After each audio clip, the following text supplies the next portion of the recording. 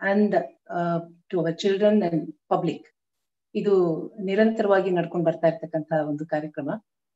ಬಹುಶಃ ತಿಂಗಳಿನಲ್ಲಿ ಕನಿಷ್ಠ 2 ಹೆಸರಾಂತ ವ್ಯಕ್ತಿಗಳು ಜೀವನದಲ್ಲಿ ಆಳವಾದಂತಹ ಒಂದು ತಲಸ್ಪರ್ಶಿ ಕೆಲಸ ಮಾಡಿದಂತಹ ಜನಗಳು ಬಂದು ಅವರ ಅನುಭವವನ್ನ, ಅವರ ಬದುಕಿನ ರೀತಿಯನ್ನ ನಮ್ಮ ಜೊತೆಗೆ ಹಂಚಿಕೊಳ್ತಕ್ಕಂಥದ್ದು ಒಂದು ವಿಶೇಷ ಇದ್ರದ್ದು. ಇದರ ಲಾಭವನ್ನ ನಮ್ಮ ಪೋಷಕರು ಬಹಳಷ್ಟು ಬಾರಿ ಚೆನ್ನಾಗಿ ಪಡ್ಕೊಂಡಿದ್ದಾರೆ. ಈ ದಿನ ನಮ್ಮ ಜೊತೆಗೆ ಡಿಪ್ಲೊಮ್ಯಾಟ್, ರಾಜತಾಂತ್ರಿಕರಾದಂಥ ಶ್ರೀ ಪಾರ್ಥಸಾರಥಿ ಅವರು ನಮ್ಮ ಜೊತೆಗಿದ್ದಾರೆ. ಈ ಕಾರ್ಯಕ್ರಮವನ್ನ ನಮ್ಮ ಸಂಪ್ರದಾಯದ ಪ್ರಕಾರ ಒಂದು ಮಂತ್ರದ ಜೊತೆಗೆ ಪ್ರಾರಂಭ ಮಾಡೋಣ. ನಮಸ್ತ್ವನಂತಾಯ ಸಹಸ್ರಮೂರ್ತಯೇ ಸಹಸ್ರ ಪಾದಾಕ್ಷಿ ಶಿರೋರುಬಾಹವೇ ಸಹಸ್ರನಾಮ್ನೇ ಪುರುಷಾಯ ಶಾಶ್ವತೆ ಸಹಸ್ರ ಕೋಟಿ ಯುಗಧಾರಿಣೇ ನಮಃ. ಭಗವಂತನನ್ನ ಪ್ರಾರ್ಥನೆ ಮಾಡ್ತಾ ಪಾರ್ಥಸಾರಥಿಯವರ ಒಂದು ಪರಿಚಯವನ್ನ ಬಹಳ ಸ್ಥೂಲವಾಗಿ ಮಾಡ್ಕೊಡ್ಬೇಕು ಅಂತಂದ್ರೆ, ಕಳೆದ 30ಕ್ಕೂ ಹೆಚ್ಚು ವರ್ಷಗಳಲ್ಲಿ ಅವರು ರಾಜತಾಂತ್ರಿಕರಾಗಿ ಪ್ರಪಂಚದ ವಿವಿಧ ದೇಶಗಳಲ್ಲಿ ಈ ಹುದ್ದೆಯಲ್ಲಿ ಅನೇಕ ರೀತಿಯ ಅನುಭವಗಳನ್ನ ಪಡ್ಕೊಂಡವರು. ನಾವು ಅನೇಕ ದೇಶಗಳಿಗೆ ಹೋಗ್ತೀವಿ ನಿಜ, ಆದ್ರೆ ರಾಜತಾಂತ್ರಿಕರಾಗಿ ಅಲ್ಲ. ಅವರ ಅನುಭವವೇ ಬೇರೆ, ಅವರ ಬದುಕೆ ಬೇರೆ, ಅವರ ಒಂದು ನೋಟವೇ, ಪ್ರಪಂಚವನ್ನು ನೋಡ್ತಕ್ಕಂಥ ಅಲ್ಲಿಯ ಪೊಲಿಟಿಕಲ್ ಇರ್ಬೋದು ಅಥವಾ ಬೇರೆ ಅನೇಕ ವಿಚಾರಗಳಿರ್ಬೋದು, ಇದನ್ನ ನೋಡ್ತಕ್ಕಂಥ ರೀತಿ ನೀತಿಗಳೇ ಬೇರೆ. ಅದರ ಒಂದು ಭಾವವನ್ನ ಪಡಿತಕ್ಕಂಥದ್ದು ನಮ್ಮ ಒಂದು ಇವತ್ತಿನ ನೋಟ ಅಥವಾ ಇದರ ಇವತ್ತಿನ ಒಂದು ವಿಶೇಷ. ಪಾರ್ಥಸಾರಥಿ ಅವರು ಅನೇಕ ಪುಸ್ತಕಗಳನ್ನ ಕೂಡ ಬರೆದಿದ್ದಾರೆ. ಬಹಳ ಮುಖ್ಯವಾಗಿ ಪಾಕಿಸ್ತಾನದಲ್ಲಿ ಇದ್ದಾಗ ಅವರು ಬರೆದಿರ್ತಕ್ಕಂಥದ್ದು the legend of the reluctant assassin ಅಂತಕ್ಕಂಥ ಪುಸ್ತಕ. ಸೌತ್ ಕೊರಿಯಾದಲ್ಲಿ ಅಂಬಾಸಿಡರ್ ಆಗಿ ಅವರು ವಿಶೇಷ ಅನುಭವವನ್ನ ಪಡೆದಾಗ, ಅಲ್ಲಿ ಕಾರ್ಯ ನಿರ್ವಹಿಸಿದಾಗ the legend of Ayodhya princess in Korea ಅಂತಕ್ಕಂಥ ಒಂದು ಪುಸ್ತಕವನ್ನು ಕೂಡ ಅವರು ಬರೆದಿದ್ದಾರೆ. ನಿರಂತರವಾಗಿ ರಾಜಕೀಯ ಸ್ಥಿತಿಗತಿಗಳ ಬಗ್ಗೆ ಲೇಖನಗಳನ್ನ ಅನೇಕ ಪತ್ರಿಕೆಗಳಲ್ಲಿ ಬರೀತಕ್ಕಂಥದ್ದು, ಹಾಗೆ ಚರ್ಚಾಕೂಟಗಳಲ್ಲಿ ಭಾಗವಹಿಸ್ತಕ್ಕಂಥದ್ದು, ವೆಬಿನಾರ್ಗಳಲ್ಲಿ ಭಾಗವಹಿಸ್ತಕ್ಕಂಥದ್ದು ಇದು ನಿರಂತರವಾಗಿ ಸಾಗ್ತಾ ಇದೆ. ನಿವೃತ್ತರಾದ ಮೇಲೂ ಕೂಡ ಬಹಳ ಆಕ್ಟಿವ್ ಆಗಿ ಎಲ್ಲ ಕೆಲಸಗಳಲ್ಲಿ ಅವರು ತೊಡಗಿಕೊಂಡಿದ್ದಾರೆ. ಬೆಂಗಳೂರಿಗೆ ಬಂದ ನಂತರದಲ್ಲಿ FKCCI ಇದರಲ್ಲಿ ಅವರು CEO ಆಗಿ ಕೆಲಸ ಮಾಡಿ, ಈಗ ಕರ್ನಾಟಕ ಕ್ರಿಕೆಟ್ ಅಸೋಸಿಯೇಷನ್ ನಲ್ಲಿ CEO ಆಗಿ ಕೆಲಸ ನಿರ್ವಹಿಸ್ತಾ ಇದ್ದಾರೆ, ಸೇವೆ ಸಲ್ಲಿಸ್ತಾ ಇದ್ದಾರೆ. ಅನೇಕ ರೀತಿಯ ಒಂದು ಪ್ರತಿಭೆಗಳನ್ನ ಹೊಂದಿರತಕ್ಕಂತ ಪಾರ್ಥಸಾರಥಿ ಅವರು ಯುವ ಜನಾಂಗಕ್ಕೆ ಹೆಚ್ಚಿನ ಮಾರ್ಗದರ್ಶನವನ್ನು ಕೊಡೋ ಒಂದು ಕೆಲಸದಲ್ಲಿ ಕೂಡ ನಿರತರಾಗಿದ್ದಾರೆ. ಇವತ್ತು ಪೂರ್ಣ ಪ್ರಮತಿಗೆ ಬಂದು ತಮ್ಮ ಅನುಭವಗಳನ್ನ ಹಂಚ್ಕೊಳ್ಳಕ್ಕೆ ಒಪ್ಪಿ ನಮ್ಮ ಜೊತೆಯಲ್ಲಿ ಕಾಲ ಕಳೆಯೋದಕ್ಕೆ ಬಂದಿರೋದಕ್ಕೆ ಅವರಿಗೆ ವಿಶೇಷವಾಗಿ ಸ್ವಾಗತವನ್ನ ಪೂರ್ಣ ಪ್ರಮತಿಯ ಪರವಾಗಿ ಕೊಡ್ತಾ ಇದ್ದೀನಿ. ಒಂದೊಮ್ಮೆ ಈಗ ಹೆಚ್ಚಿನ ಜನ ನೋಡ್ತಾ ಇದ್ರು ಕೂಡ ಮತ್ತೆ ಇದನ್ನ ರೆಕಾರ್ಡ್ ಆಗಿರುತ್ತೆ ಯೂಟ್ಯೂಬ್ ಅಲ್ಲಾಗಿ, ನಮ್ಮಲ್ಲಿ ಇದನ್ನ ಮತ್ತೆ ಮತ್ತೆ ನೋಡ್ತಕ್ಕಂತ ಪ್ರಸಂಗ ಇರುತ್ತೆ ಅಂತ ಹೇಳ್ತಾ, ಯಾರ್ಯಾರು ಪೇರೆಂಟ್ಸ್ ಬಂದಿದ್ದೀರಿ ಅವ್ರಿಗೆಲ್ಲ ಸ್ವಾಗತವನ್ನು ಕೋರ್ತಾ ಕಾರ್ಯಕ್ರಮ ಪ್ರಾರಂಭ ಮಾಡಬೇಕು, ನಿಮ್ಮ ಅನುಭವವನ್ನು ಹಂಚಿಕೊಳ್ಬೇಕು ಅಂತ ಹೇಳಿ ಪಾರ್ಥಸಾರಥಿ ಅವರಲ್ಲಿ ಕೇಳ್ಕೊಳ್ತಾ ಇದ್ದೀನಿ. ನಮಸ್ಕಾರ. ನಮಸ್ಕಾರ, ಎಲ್ರಿಗೂ ನಮಸ್ಕಾರ. ಮೊಟ್ಟ ಮೊದಲನೇದಾಗಿ ಮಿಸ್ ಶಶಿರೇಖಾ ಮನೂರ್ ಅವರು ನನ್ನನ್ನ ಇಲ್ಲಿಗೆ ನನ್ನ ಅನುಭವವನ್ನ ಶೇರ್ ಮಾಡ್ಕೊಳ್ಳಿಕ್ಕಾಗಿ ಇನ್ವೈಟ್ ಮಾಡಿದ್ದಕ್ಕಾಗಿ ಅವ್ರನ್ನ ನಾನು ಅವರಿಗೆ ಥ್ಯಾಂಕ್ಸ್ ಹೇಳಬೇಕು. I am going to speak in English. I hope that should be all right. First of all, ಈ ಕೋವಿಡ್ ನಡೀತಾ ಇರೋ ಮಧ್ಯದಲ್ಲಿ ಕೂಡ ತಾವುಗಳೆಲ್ಲ ನಮ್ಮ ಅನುಭವಗಳನ್ನು ಶೇರ್ ಮಾಡ್ಕೊಳ್ಳುವಾಗ ಅದನ್ನು ಕೇಳಿಸ್ಕೊಳ್ಳೋದಕ್ಕೆ ಇಷ್ಟಪಟ್ಟು ಇದರಲ್ಲಿ ಭಾಗವಹಿಸ್ತಾ ಇರೋದಕ್ಕೆ ನಾನು ತಮಗೆಲ್ಲರಿಗೂ ಋಣಿಯಾಗಿದ್ದೀನಿ. To start with, those who are normally living outside Delhi, and particularly in states like Karnataka, it is very rare for most of us to meet a foreign service officer and to discuss and find out what they do, how they live, and what are the things that they can contribute. Adrinda, either most of us living here are not aware of what exactly they do. So I assume most of you would be curious to know about the experiences, interesting incidents, etc., that happens in the life of a diplomat. And at the same time, I also presume that you may, as parents of the students studying in the school, you may want to know, is it worth encouraging your children to take up foreign service as a career? What do they do? Illi nammane hatra everybody nam huduga namma DC agirtare, IPS officer agirtare, tax collector agirtare, commissioner agirtare. Ishtella iruvaga, is it worth going abroad and be in the foreign service? Another one question balashtu janakke annusirabodu. I will let me try to share with you what I feel about all these things. And even today, I would say, Indian Foreign Service remains an elite civil service, and they contribute significantly in projecting, promoting, and securing India's interests abroad. Most of the time, we think foreign service andre mostly now foreign policy of a nation is ಒಂದು esoteric experience, exercise. It is undertaken by a few elite bureaucrats sitting in Delhi in the foreign ministry under the guidance of the external affairs minister and the prime minister. So this is all about how does India deal with other countries outside. So why should we be sitting here as normal people doing various professions? Why should we be interested in foreign policy? And although most of you may feel about it. So let me tell you this. The main focus of the foreign policy is the citizen of the nation. The objective basically of a foreign policy is to unleash the potential of every citizen in a safe and secure environment. The borders should be secure so that there should not be any tension in the border. There should not be a threat of war. And there should be security internally so that people can develop themselves in a conducive environment. And along with this, for a developing country like India, getting foreign direct investment to enhance the manufacturing and provision of services that are necessary from outside is essential so that we can develop much faster. And also for countries like India, getting the transfer of cutting edge technology to develop indigenous manufacturing and businesses is also a very, very great priority. India is not different. Over the past 7 decades after our independence, India has embarked on an arduous journey, and today, despite COVID, everybody predicts that India will be among the fastest growing, largest economies in the coming years. And maybe in the next, maybe a decade or so, India will be among the top 3 economies in the world. That is what it is. And to make it, foreign policy and the diplomats play a significant role in achieving this, so that the people, the citizens in India, they can develop and they can grow and they can unleash their potential. But just as a background, let me tell you, which many of you may not be aware of it, is that, for example, about 300 years back, only about 1700 or so, as the Cambridge historian, economic historian, one Angus Maddison, had assessed, India accounted for around 24% of the world economy. Please believe it. And China also at that time accounted for about 23%. And India and China put together, they accounted for more than 50%, more than half of the world economy. And the Europe accounted for another 23%. But after 300 years of subjugation and colonial rule, when India became independent in 1947, India's GDP share in the world economy was just around 3%.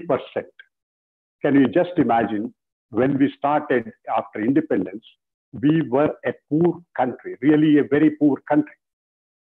At this moment, there are 2 possibilities I can tell you. One is to go into the serious foreign policy aspects of it. And the second thing is, as I was asked, try to share how basically a life is and how we went around and what did we feel about those countries and how all these things happen. I would say that like every country, every service, every profession, even foreign service has got its positives and negatives. First of all, the advantages, if you take, we can go to different countries and live there. It is not one country you are going and settling. Every 3 years, normally, we move from one country to the other country. We see different people, different culture, and normally as a diplomat, you get to meet people right from the president or a prime minister, all the professionals, all the business people, all the cultural people, and also the common man everywhere. So you have a range of interaction which will enrich you and also give you an opportunity to better the lives of people in that country, as well as try to benefit from that country in a whichever way, whether it is not necessarily all the way, it is investment and trade. It can be in terms of culture. It can be in terms of various other things. We can benefit out of that. That is there. And please understand one thing. IFS, Foreign Service, is one service which basically, as an officer, we go to a completely unknown country where we have never visited before most of the time. And probably we will not even know the language spoken in that country, as it happens many times. And we don't know anybody there. But as a diplomat, we are professionals. We go there, and within 2 to 3 months, we establish ourselves, identify who are the people who influence the policies, which are the issues, what are the benefits that India can accrue, or what are the interests of India that we need to project and what we should sustain. All these things we'll be able to do. And after 3 to 4 months' time, we will be ready to help our country in achieving our main objectives. That is one. Secondly, we are allowed to live with the family unless there's a war zone like Iraq or Afghanistan or somewhere. In most of the countries, we live with the family. We also can take a cook or the maid so that we go there, and the government of India assures our basic comforts so that we don't have to worry about the day-to-day requirements of it. So that is there. And we do practically every kind of work. You can be a political officer, you can be a trade and commercial officer, you can be a cultural officer, and you deal in terms of right from an agricultural project to a sophisticated defense projects to everything that you deal with it. And particularly in a country, if you are living there and it has an Indian diaspora, Indian people are there, then practically anything that affects them, that the embassy or the consulate or the high commission should be able to take care of their interests. That is very, very important. So let me kind of tell you about the kind of journey that we had and how did the whole thing go about and what all happened. First of all, we are talking of today, we live in an interconnected world where practically what happens in America or Middle East or Europe, you get to know within a few seconds. Not only the news, but you can also see the visuals, you can see the video, and you know everything that happens. But when we started the journey, late 70s and early 80s, I don't know, many of you may not believe it. Those days, if anyone goes abroad, just for a few days even, they used to put up a advertisement in a newspaper, Videsha Prayana. And many people used to go up to the airport, garland the person, and then wish him all the very best in his journey and come back.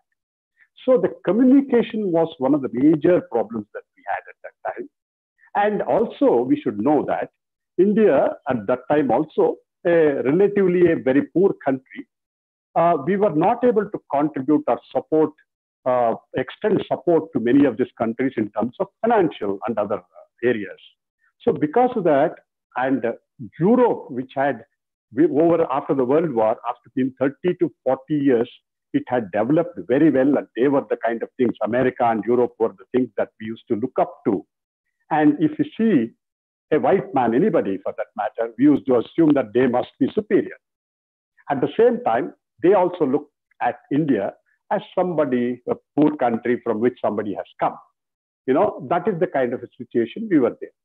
In 1981, I remember, we went to Belgium as a first posting, where we also go as a probationer, we start learning a language. And I had taken French as the language, so I went there, of course, with my family. And I also had a small baby of 1 year old. And we went there to, as probationer, third secretary, and also to learn a language. And after about, you know, it's a small country. Belgium is a small country of around 10 million people at that time, which was comparable to maybe Kerala in India. But that itself was practically divided into two parts. One was French-speaking, called the Walloons, and the other was the Netherlandish or the Dutch-speaking people, which are called the Flamands. And practically, that country, if it had to be run properly, every post had to have a counter post. One post will be for the French-speaking officer, and the other post will be for the Flemish-speaking officer. But despite all that, and despite the government kept changing very frequently, the development and the growth and the technological advancement of Belgium did not cease. That kept growing. And I remember one small incident, a couple of incidents that happens. After 1 year of our stay in Belgium, you know, Belgium was a place, as I mentioned, wherever you go, you don't see many people on the road. The population is so small, and we had gone out from India. And then after 1 year, we came back for a short holiday in India. And as soon as we got down at the airport, when we came out, my daughter, who was just about 1.5 years, the first thing she exclaimed was, "Oh, people." She had not seen so many people outside. And the moment you come outside the airport in India, everywhere you see people and people. You know, this was a kind of a difference that what we had seen here and what we were seeing abroad at that time. And also there were so many misconceptions which we had to fight at that time. I remember there was a Hare Rama, Hare Krishna mission there in Belgium. And what they had done was to set up a small temple. And then they used to, if anybody goes in the afternoon, they used to give them a free meal. But that meal was a vegetarian meal. So somebody went to and complained, and actually they filed a suit in a court saying that this Hare Rama, Hare Krishna people, what they do is basically they try to make people as vegetarians. Because of eating vegetarian food, the brain becomes weak and the people are brainwashed. And so we had to go and even mention it to the court that, you know, it is not just so simple. If you have seen an elephant or a horse, you know, they are vegetarians, but they are very strong animals. And we are also vegetarians. And being vegetarians, in no way we are kind of weak, whether physically or mentally. So what they are doing, there is absolutely nothing wrong. But the thing is, today it's very easy everywhere to accept what is a vegetarianism. Whereas those days, it was not that easy. I mean, the concept of vegetarianism abroad was so difficult. And even if you go and ask somebody, if you say, "Yes, sir, I'm a vegetarian," he will tell you, "No problem." But he will not give you, vegetarian food means he would just give you probably a couple of pieces of asparagus, a couple of pieces of potato, and a couple of pieces of tomato. And for dessert, he will give you some 4 pieces of some fruit. And that was vegetarian. They didn't understand. We had to carry practically anything and everything that was required for our normal food if we had to remain vegetarian at that time. And from there, from Belgium, we moved on to Africa, a beautiful country called Senegal in West Africa. We moved there. See, this is what happens. Every 2-3 years, we move not from a country to country alone, but we also move from a continent to another continent. So once again, it so happened that we reached Senegal in the evening by flight, and already our house was ready, and we already had hired local aides to help us. everything was fine. So from the airport, we straight went to our own house, I mean, rented house. Once we reached there, the maid there was very friendly, very affectionate, and she was eager to welcome us and also particularly my daughter. So as soon as we entered the house, she being an African, she had dark skin and she was also very plump, but very affectionate. She came to pick up my daughter to welcome her. But at exactly the same time, suddenly there was a thunder and there was heavy rain started and there was a lightning. So this my daughter associated with her. And it took several months for us to kind of make her feel that, no, she's an affectionate woman. She should be, she's very friendly and she should be able to go to her. So what I'm saying, this is the cultural differences that we face when we move from a place to place. For example, it is very difficult on our children because particularly schooling is no more a big issue now because the government of India allows our children to study in the international schools, whether it's a British school or an American school. So that is not an issue. But what happens to them is that when they are children, they go to a school, they develop friends, and then they feel that they are settled. And by the time they start feeling that they are settled, we move to another country. When we move to the other country, they have to give up all their friends, they have to leave all those things, and then they have to go and once again, they have to make friends. And that is not an easy thing for them to do.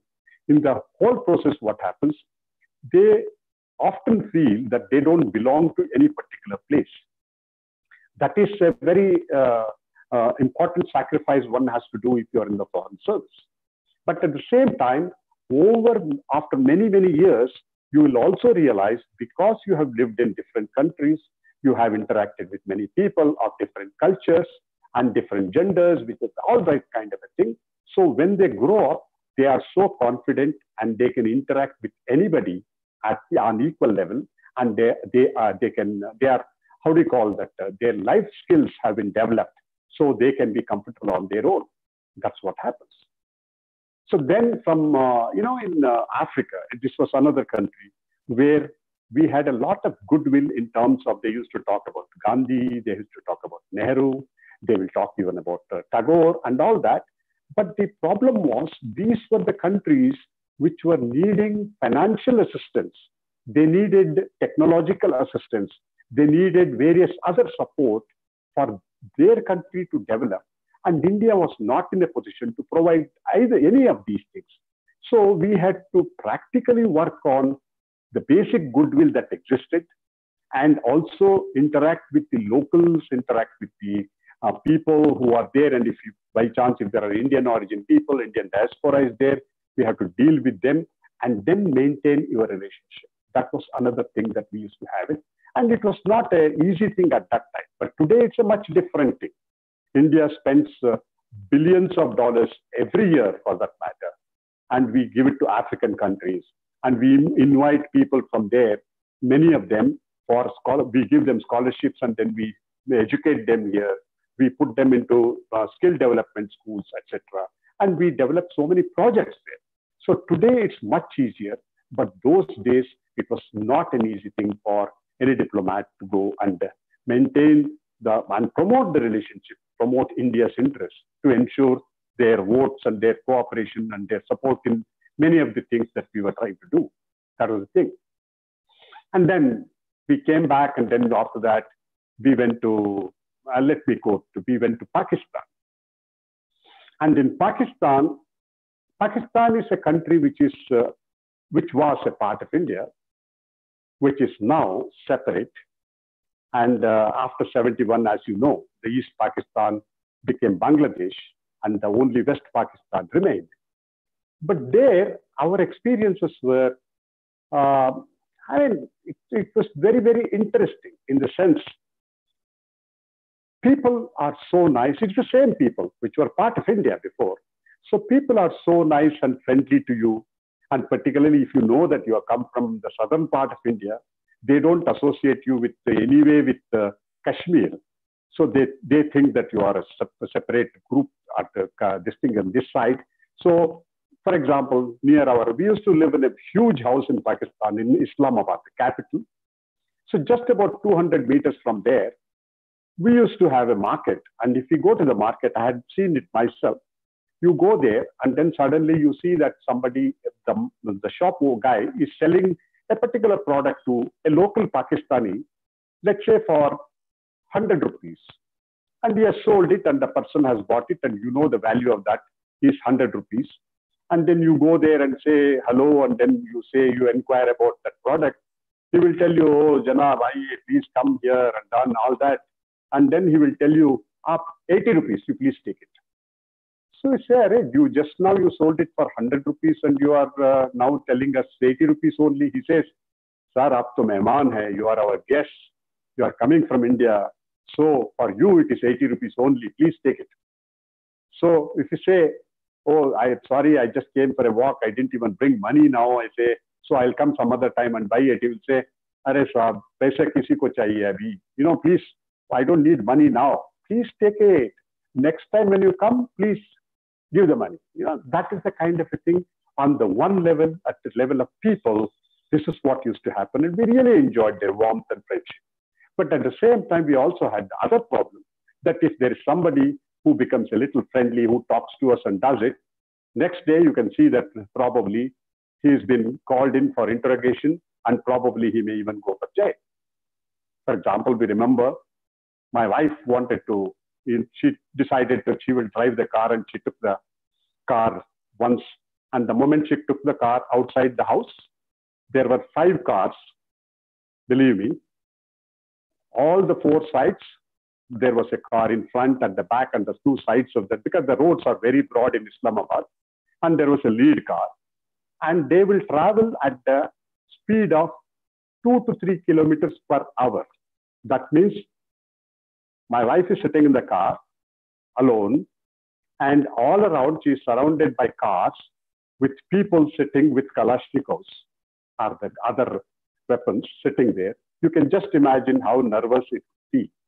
That is the kind of this thing the ISI and the army and the people, they try to kind of put us into pressure. It's very difficult. For example, when we serve in other countries, the reaction time, as you say, if something happens, then by the time that information goes there and then they ask us, why is it? And then we'll have to respond to them. At least we'll have 24 hours time to respond and whatever that happens. But in Pakistan was a unique country in the sense you don't know what actually has happened. For example, let's say one of their high commission vehicles is going from Delhi, it's going towards the airport. And given the traffic that was there or that is there in Delhi, let's assume some other car, whichever car it is, it just brushes the high commission's car for some reason. Something happens. There's a minor incident, which nobody would be aware of it. We would not be aware of it. I have seen this kind of a thing happen. And in Pakistan, in half an hour's time, one of our officers is going in the office car towards his home. By the time several of these ISI people come there with iron rods and they smash your car when the officer is sitting inside. Just imagine how nerve-breaking the situation is, how one feels when he has to live in that country. That is the other extreme when it goes. It's not an easy thing for an Indian diplomat or Indian officer to go there and then serve there on a regular basis. But at the same time, as a diplomat, we also knew one thing, that they will go up to certain extent so that they can kind of make you feel uncomfortable. But beyond that, if they try to do something, it is going to be a major diplomatic incident. So that's not going to happen. But as I said, we also had another extreme of how good they were, in the sense, for example, when we went to Pakistan first time, as I said, we had a beautiful big house. And then we inquired, we already had a maid, local maid. So we asked her, where do we buy vegetables here? So first reaction of her was, sir, aapko aise din nahi aaye ki aapko sabji kharidna pade. That means, sir, let you not get such a day where you'll have to eat vegetables. If you are supposed to eat vegetables, that means you have become the poorest person. And I still remember once there, I went to Lahore, and there is a Pearl Continental Hotel, a big five-star hotel, very properly run, etc. So I was there on a work, and then I stayed there in the hotel. And then by the evening, when I got back to the hotel, I was feeling hungry. So I went down and I saw the restaurant, the buffet spread, the huge buffet spread. And the spread, we had umpteen varieties of non-vegetarian food, mostly non-vegetarian food. So I didn't feel like sitting and eating there. I was alone. So I came back to the room and I ordered some mixed vegetable and rice and curds. So fine. Then I took shower, and by the time I came back, they knocked on the door and the room service, and they brought in a beautiful trolley with moon-shaped shield, where they had nice basmati rice in a heap, and also some mixed vegetables on the side, and some yogurt or the curd also. So it was wonderful. So I said, oh, this is the fine thing, let me eat. And then I sat down, and then I tried to put a fork into the rice so that I can take out a part of it. Suddenly I see some hard piece inside that.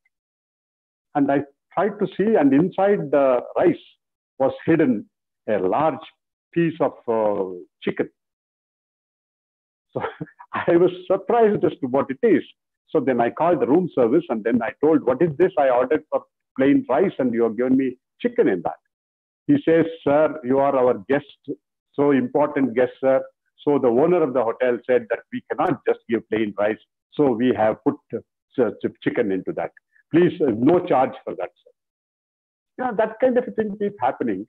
So, but the good thing is, all these are experiences that we have to go, and you have to feel how these things happen, what all can we do. But at the same time, policy-wise, I think Pakistan mattered a lot for us at that time, because still practically 70s and 80s, Pakistan, the growth rate was also quite higher than India. And they used to feel that they have achieved and they are growing very well. And Pakistan, India was not a country really to reckon with, but to accept that they will have to get back their Kashmir. That was the kind of a doctrine that they always had right from even from childhood. They will inculcate all these things into them, saying that so the whole Kashmir should belong to us, and that is the whole thing. Basically, because in Pakistan, I would say that there is no identity as Pakistani identity, so to say, because Lahore is different, Sindh is different, Baluchistan is different, all these things are different. And for example, when India was kind of divided, millions of people came across from Pakistan here as refugees, and all of them have integrated into India. Today, it is very difficult for you to go and find out who had come from Pakistan as a refugee. And many of them have integrated into the life in India, and they have achieved very high positions, and they have achieved success in their life. Whereas in Pakistan, it is different. If you go there, Karachi, even today, those people who went from India to Karachi, they are still called Muhajirs, that means like refugees. And it's very difficult for them to integrate, and they face a lot of discrimination, as Hindus face a lot of discrimination. And practically, they have been eliminated. Now they are less than 1% of Pakistani population. So when these things keep happening, but at the same time, it is a challenge to work in Pakistan, and it is highly satisfying also to work in Pakistan, because the relationships are so sensitive and so important. You cannot afford to make a mistake, but at the same time, you have to continue to the dialogue, despite all their provocations, despite their support for terrorism. In fact, Pakistan is one country, wherever there is terrorism, somehow either they are trained there, they are hidden there, whatever it is, they have a link there. So they continue to state stall, it is like it's part of the state policy in Pakistan to sponsor terrorism. Despite all this, Indian government has been very mature, very they continue the dialogue and try to see so that they see reason sometime, and at least they will try to maintain some sort of a relationship. That's what is happening.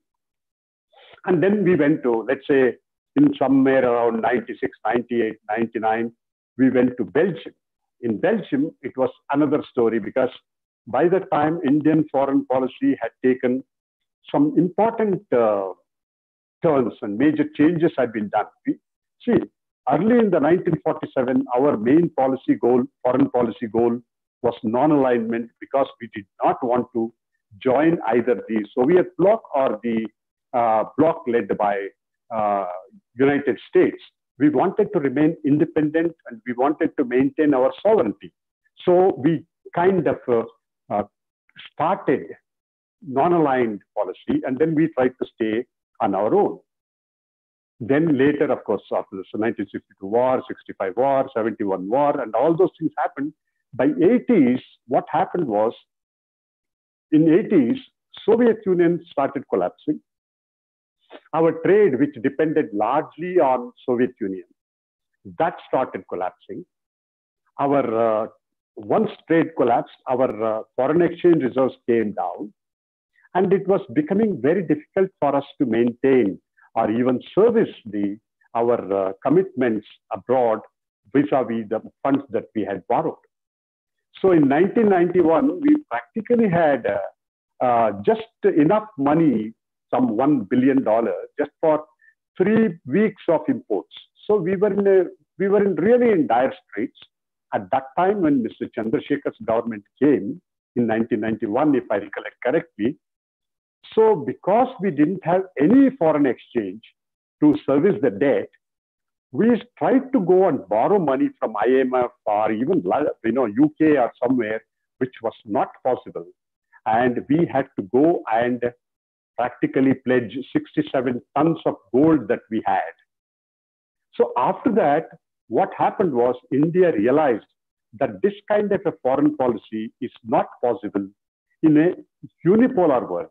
Please understand, by the time the Soviet Union had collapsed and America, the US, was the only superpower in the world.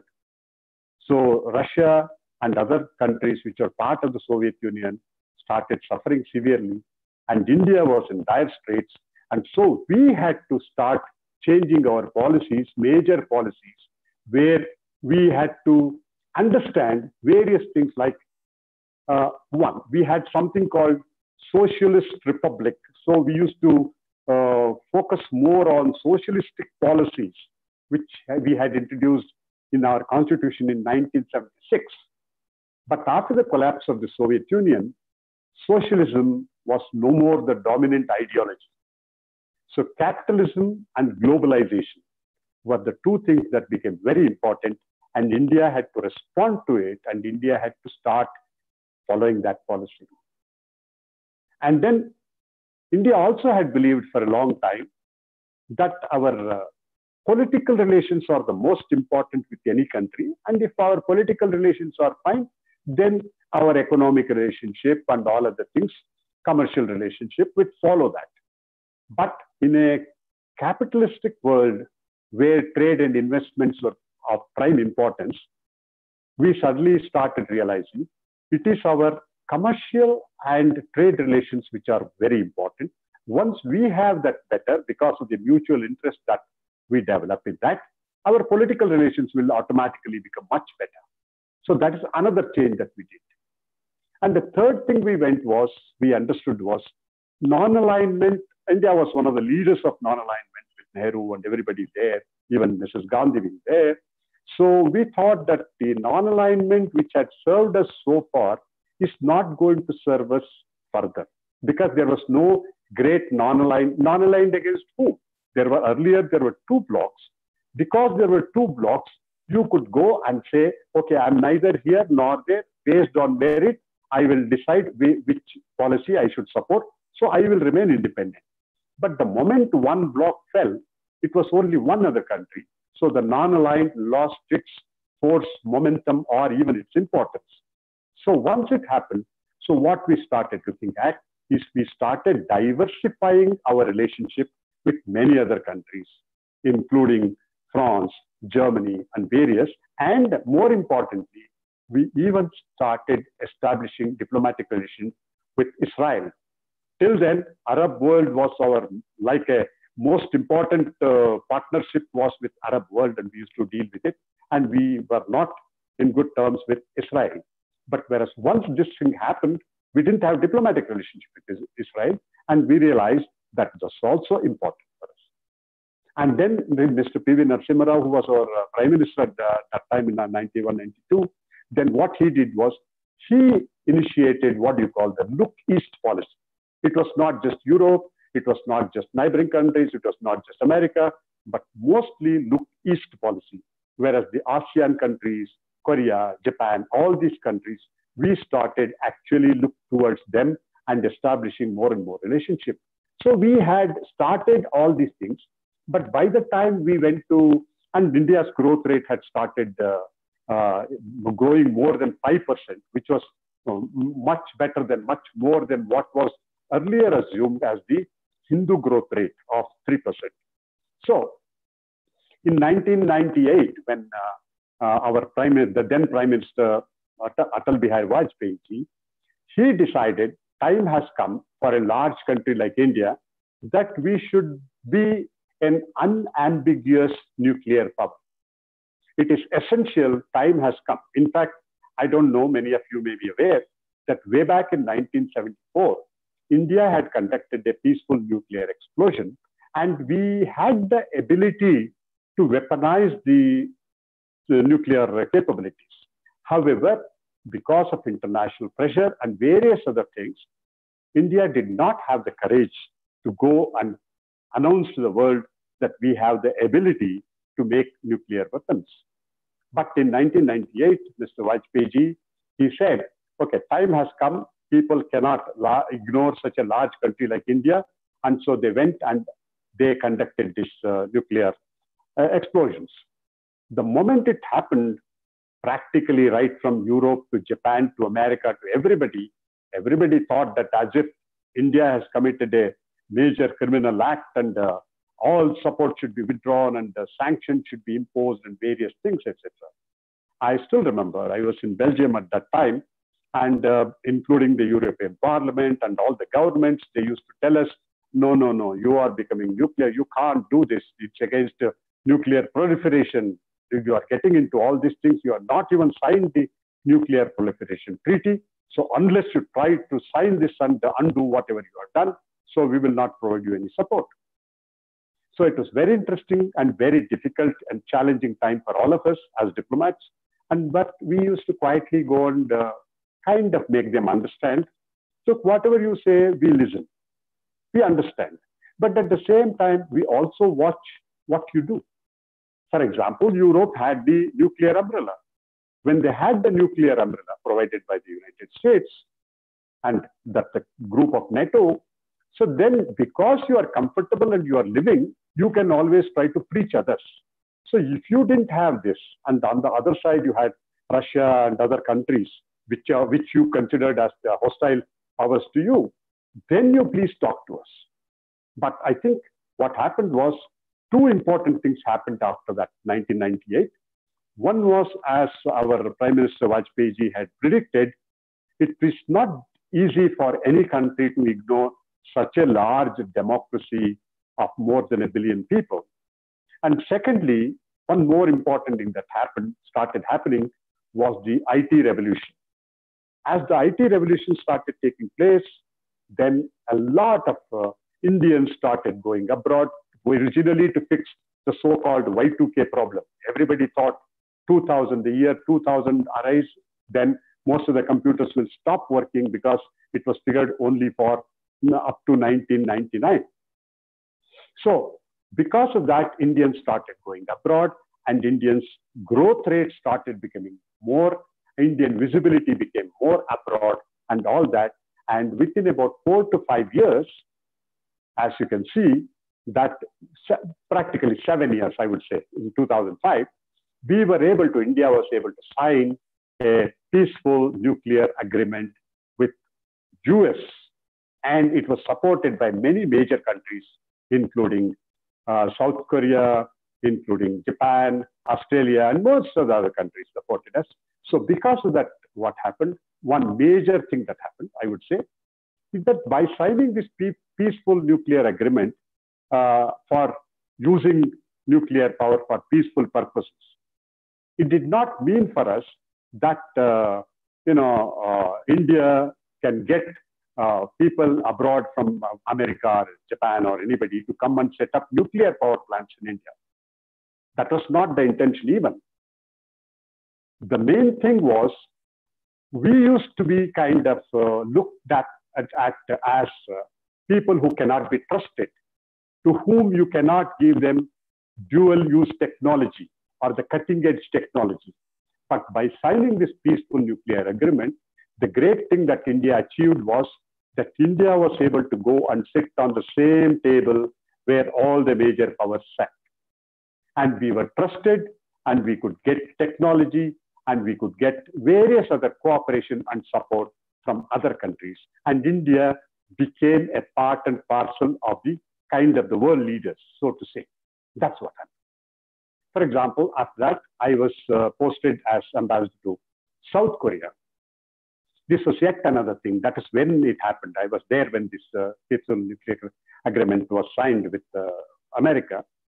You see, South Korea, as you have heard, South Korea and North Korea, the country which was divided, the North Korea, which had withdrawn from the NPT, were developing nuclear weapons, nuclear capabilities, and South Korea was intensely opposed to that because that is going to impact them seriously.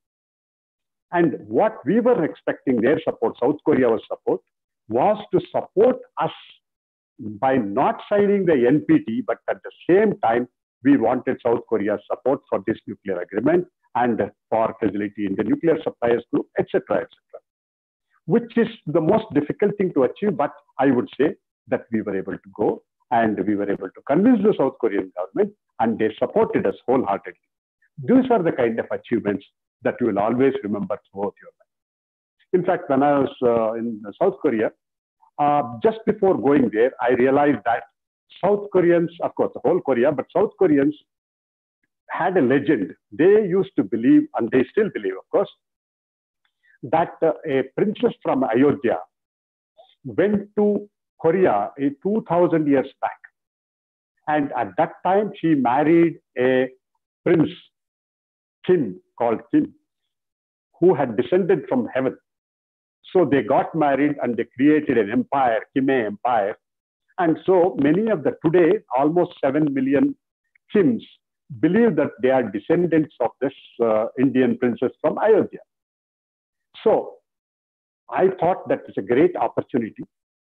So what I did was, once I went there, I mean, they knew that, but they did not know from Ayodhya means how important is Ayodhya, where is Ayodhya located, or if the princess came there, what was her parents, or why did she come there, and how did she come there, all that. I mean, they said that she voyaged on the sea, but how did she, all the details were not known, although there were people who were doing PhD on that, but the details that they had were very limited. But fortunately, I had the advantage of knowing about India and Ayodhya and all this, but at the same time, I had an opportunity to be in Korea. So I could go there to the places where they had mentioned about that had links with this princess. So I went all around and I saw the whole thing. And I created a novel where I gave her an Indian name, I gave her parents, and I kind of linked between the two. For example, between Indian language, that is Tamil, and Korean language, there are more than 600-700 words which are common. For example, you may not believe, Koreans call their father and mother as Appa and Amma. That's what we do here or in Tamil Nadu. So like that, there were so many things that were common. So I used that and then created a novel which kind of gave them part of the history or the legend, which was recreated for them in a believable fashion. So because of that, the tremendous advantage that gave to us is that, they started, an outsider coming and trying to create part of their history or legend. Normally, they will look at it with suspicion. But luckily, when this happened, this was also translated into the Korean language, and it was published with the name of Silk Empress. And this became an important thing. In fact, sometimes you would see that our own prime minister or the ministers and their presidents, they talk about this relationship. And recently you heard last year, the president's wife of South Korean president's wife came to Ayodhya, and they are building a memorial in the name of the princess of that. So what I mean to say is that diplomacy doesn't even mean that you go and do just a typical political or commercial or trade or other work. The whole idea of diplomacy or the purpose of you being there is to do something which will bring the people together, which will enhance the relationship between the two governments, making it much closer, and try to see that there is a tremendous goodwill that is built so that you can enjoy the relationship between the two countries. And by writing a book like this, gave a tremendous advantage, because we say that, we gave our daughter to you, and they say that we have got 2,000-year-old relationship with you.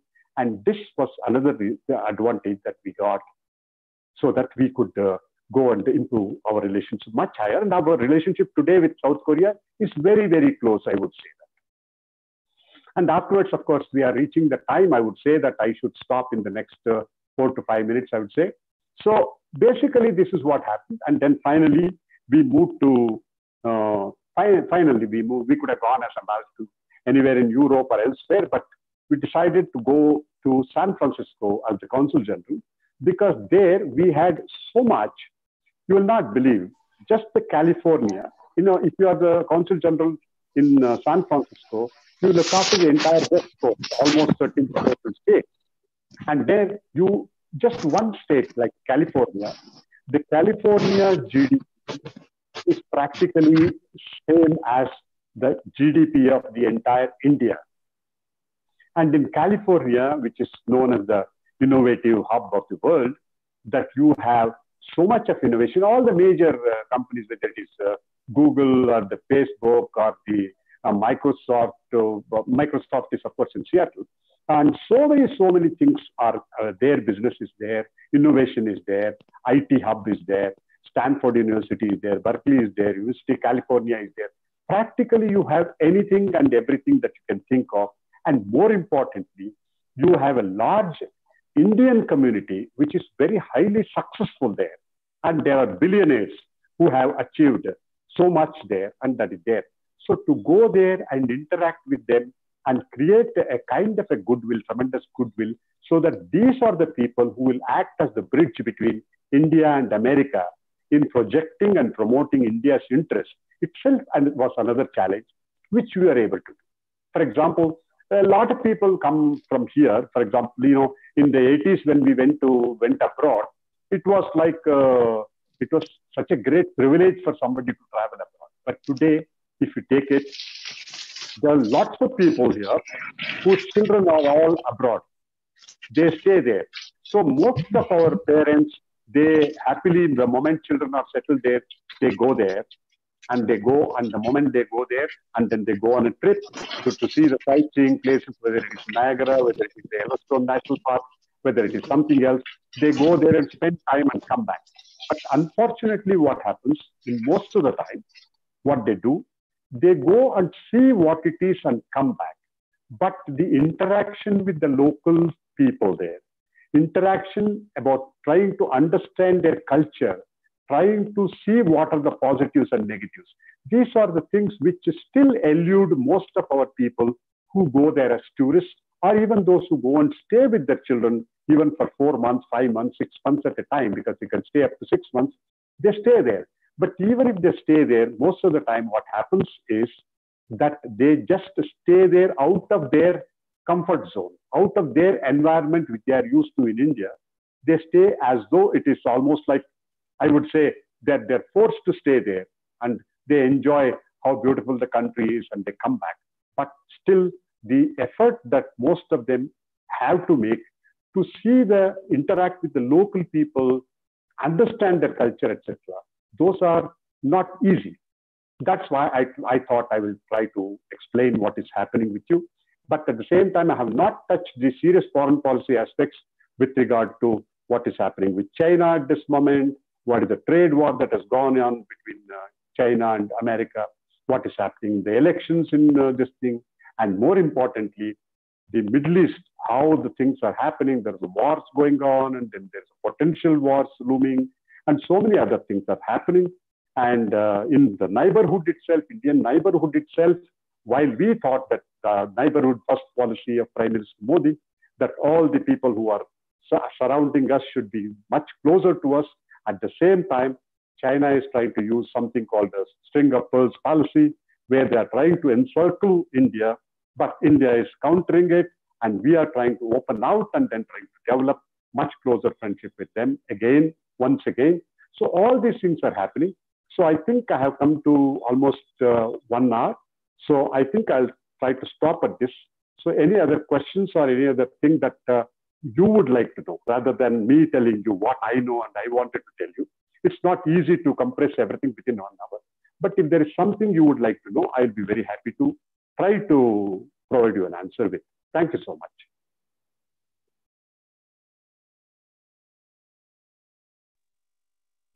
Thank you, Partha. It was a very, very nice, time that we had with you. ಎಷ್ಟೊಂದು ವಿಚಾರಗಳನ್ನ ನಮಗೆ ಅಂದ್ರೆ the insight of a diplomat is something which we don't have. I told you the other day also, like we go as tourists, like very much you said, we just see the places, we see the people, but we don't interact with them. And of course, especially how a diplomat looks at things and deals with the things is something absolutely different. So it's very nice to hear a diplomat sharing all these things with us. So yes, my question, I don't know whether we can ask this question, but as a general public, you can share your feelings because you'll have a better understanding of this. You very rightly mentioned that, policies today are different now. We are a little more aggressive and we are trying to be very friendly with our neighbors so that we can face the other things, in a much better way. So ಇವತ್ತಿಗೆ ನಮ್ಮ ಮೋದಿಯವರ ಈ ಏನು policies ಏನಿದೆ, foreign policy, ಇದ್ರ ಬಗ್ಗೆ ನಿಮ್ಮ ಅಭಿಪ್ರಾಯ ಏನು? ಹೇಗೆ ಆರ್ ವಿ ಸಕ್ಸಸ್ಫುಲ್? ಎಷ್ಟರ ಮಟ್ಟಿಗೆ ನಾವು ಇದನ್ನ ಯಶಸ್ವಿಯಾಗಿ ಯಾರು ನಮ್ಮ ವಿರುದ್ಧ ನಿಂತಿದ್ದಾರೋ ಅವ್ರನ್ನ ಎದುರಿಸಲಿಕ್ಕೆ ಎಷ್ಟರ ಮಟ್ಟಿಗೆ ನಮಗೆ ಸಾಧ್ಯ ಆಗುತ್ತೆ? With all the things that he did, he went to a lot of countries, he made friends with them, and ಒಂದು ವಿಶೇಷವಾಗಿ ಇಂಥ ಪ್ರಯತ್ನಗಳು ನಡೆದ ಹಿನ್ನೆಲೆಯಲ್ಲಿ ಕೂಡ ನಾವು ಎಷ್ಟು ಮಟ್ಟಿಗೆ ಇದನ್ನ ಎದುರಿಸಲಿಕ್ಕೆ ಸಾಧ್ಯ ಇದ್ದೀವಿ, ಎಷ್ಟು ಸಿದ್ಧ ಆಗಿದ್ದೀವಿ ಅಂತ ನನ್ನ ಪ್ರಶ್ನೆ. Thank you so much. I think it's a very relevant and a very interesting question. So to say, I think Modi, when he became the Prime Minister, everybody had assumed that he was the successful Chief Minister of Gujarat, but he had absolutely no experience or expertise or idea about the foreign policy and other countries. And one more thing, he could not speak English fluently. And during his chief ministership also, he had visited only a very few countries. For example, he had visited Japan. He had come to South Korea. When I was the ambassador, he came with a huge delegation, stayed for almost a week. And then he went to China. So it was not there. So basically, everyone believed that he is going to focus more on internally development and kind of policies that he had adopted to make Gujarat state successful, he will try to do. But most interestingly, what he did, which no other prime minister, nobody had done it so far, was that for his inauguration itself, when he was inaugurated as the prime minister, he invited the heads of all SAARC countries. And interestingly, everybody came. So focus on foreign policy started. And I still remember 2014, in May, he assumed power. And in September 23rd, he visited America. When he visited America, I was the consul general there, and that was his first visit. And it was a very sensitive and an important visit in the background that US had not given him visa to travel to America. Even the tourist visa that he had earlier had been revoked. So it was a very kind of a tense thing. He was held because of what had happened in Godhra. The relationship was not that great. And before that, there was also another incident of one Indian diplomat, Devyani Khobragade. So that was also in the background where the Americans had not treated the Indian diplomat properly. So with all this, it was such a sensitive thing. When he came, we were organizing it. But once we organized it, believe me, in New York at the Madison Square Gardens, it practically turned out to be Madison Square Gardens, and became a Madison Square Garden, sorry. And at that time, we had 27,000 people there. Can you believe it? And 36 senators, congressmen, and a couple of governors, they participated in that. And I think, as they say, Nabhuto, Nabhavishati helakagala, but aduvarge it had not happened. And Mr. Modi arrived on the international scene. And the kind of rapport he developed with President Obama then was tremendous. And after that, that became the benchmark. The meeting that we had organized, the event that we had organized became a benchmark. And then everywhere he went, he visited almost 57 countries already. And within that, one thing he took it is that he gave pride to Indians. Most of the Indian diaspora, wherever they were there, they had done their work. But Mr. Modi, wherever they went, he said, that is, you have contributed a lot. You have contributed significantly, not only for the relationship building between the countries where you live in and where you came from, but also for the economic and commercial development. So all this he did, and he made India noticeable and a major power to reckon with in the world. Okay.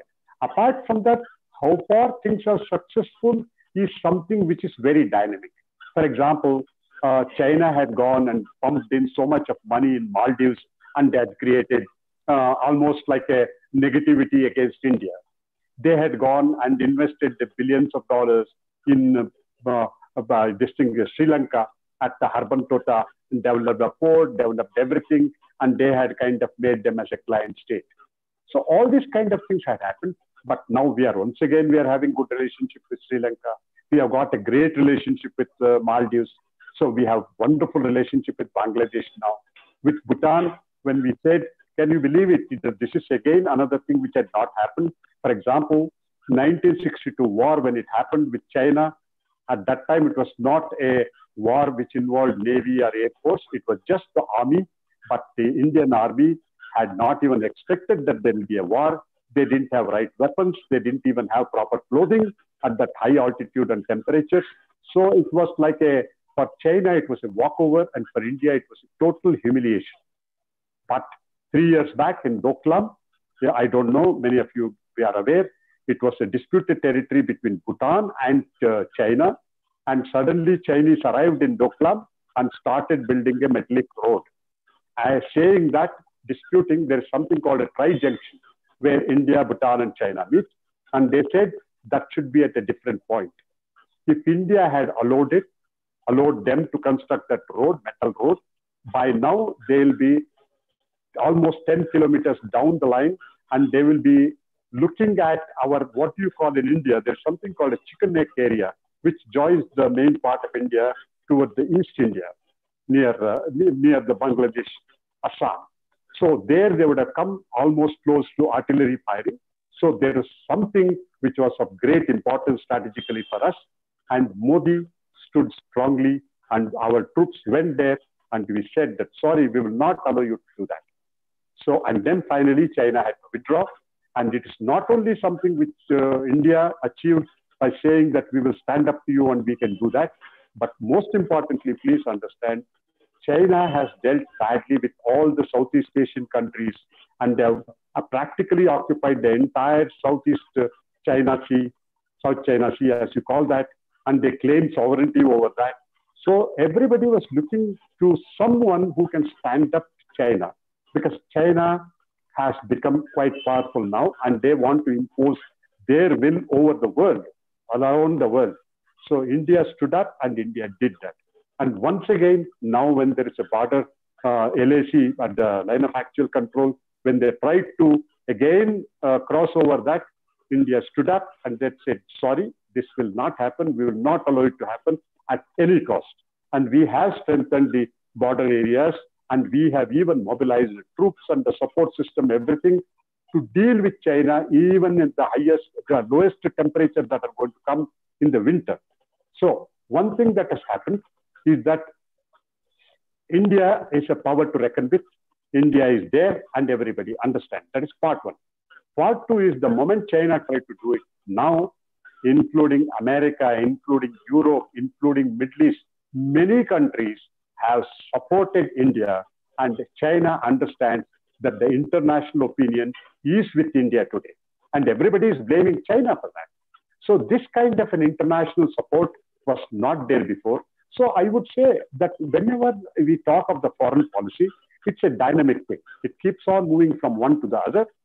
Our important is only whether we are going in the right direction. I think from that point of view, what Mr. Modi has done, at least he has taken very clear stand, and he has shown that India is there. India will not give up its interests, come what may. So because of that, I would say that foreign policy, there is nothing like a 100% success or failure or something like that. But I think India is doing very well under the circumstances, given the things. And what is important now we have to realize is that how the thing that with China is going to play out. And normally by discussion, by dialogue, by peaceful means, we should be able to achieve what it is. And we should ensure that clear protocol is there at the border. And I hope that will happen soon. So from overall point of view, I would say that what Mr. Modi has done, I think they have done fairly well at this juncture. And this is what we are moving forward. Thank you. Thank you, Partha. And of course, Josh is high, as the popular saying goes. It's with Modi. And for once, as you said, there is some prime minister who can stand firm and say, no, we are, a force to reckon with. Thank you so much. And here is Aditi Madhava, my student, who is asking a question. I'm preparing for the UPSC, CSE, which is good option if one is aiming for IFS. Should she take UPSC or CSE? She's got the question. Pardon? I can't hear you. UPSC or no, if you want to join the foreign service, if you want to join the foreign service, the only way is you have to go through the UPSC. There is no other way. You have to go through the UPSC exams and you will have to get through that. Only then you can join the foreign service. Otherwise, there is no other way you can go. Option, yes. Okay. Is there any question from anybody else? We had a very... ಎರಡು ಪ್ರಶ್ನೆ ಇತ್ತು madam, ಆದ್ರೆ ಕನ್ನಡದಲ್ಲಿ ಹೇಳಲ್ಲ ನಾನು. ಖಂಡಿತ, ಅವರು ಕನ್ನಡದಕ್ಕೂ ಏನ್ ತೊಂದರೆ ಇಲ್ಲ, ಕನ್ನಡದಕ್ಕೂ ವರ ಹೇಳಿ, ಕನ್ನಡದಲ್ಲಿ ಹೇಳಿ. ನಂಗೆ ಎರಡು ಪ್ರಶ್ನೆ ಇತ್ತು ಸರ್, ತುಂಬಾ ಚೆನ್ನಾಗಿತ್ತು. ನಂಗೆ ಬೇರೆ ಬೇರೆ ದೇಶಗಳಲ್ಲಿ ನಿಮ್ಮ ಅನುಭವನ ಕೇಳಿ ತುಂಬಾ ಖುಷಿ ಆಯ್ತು. ಪಾಕಿಸ್ತಾನದ ವಿಚಾರ ಹೇಳುವಾಗ ಇದು ಹೇಳ್ತಿದ್ರಿ, ಅವರಲ್ಲಿ ಟೆರರಿಸ್ಟ್ಗಳಿಗೆ ಇದು ಮಾಡ್ಲಿಕ್ಕೆ ಅಂತಾನೆ ಪಾಲಿಸಿನೇ ಮಾಡ್ಕೊಂಡಿರ್ತಾರೆ ಅಂತ.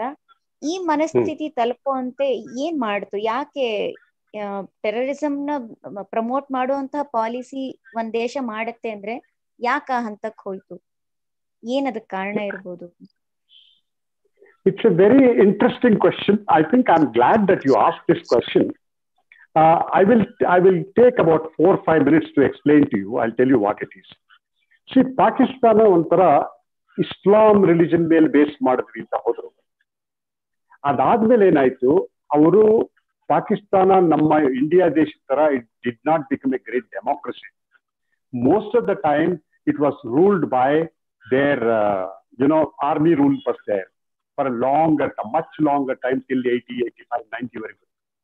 So because of that, what happened, all the policy decisions, everything was taken by their dictators or the army people.